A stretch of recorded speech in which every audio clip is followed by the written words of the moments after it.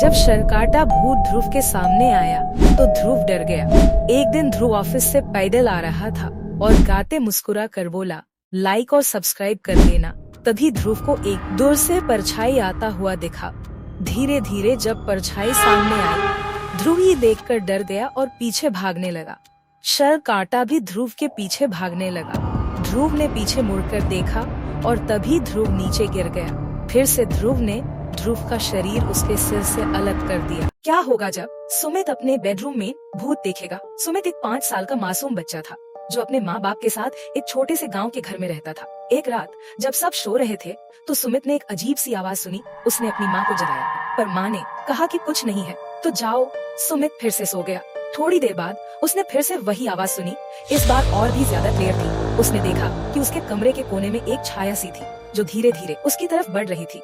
सुमित डर के मारे अपने कंबल के नीचे छुप गया। जब उसने कंबल से बाहर झांका तो छाया गायब हो चुकी थी। लेकिन जब उसने कंबल हटाया तो उसके सामने एक भूत खड़ा था जो उसे घूर रहा था। उसकी आंखें बिल्कुल काली थी और चेहरा बिल्कुल सुरक्षित। सुमित चीख मारकर अपने माँ बाप के कमरे में भागा। माँ बाप ने जब उसके कमरे में देखा तो वहाँ कोई नहीं था, लेकिन सुमित को उस रात के बाद अक्सर वही भूत सपने में दिखने लगा।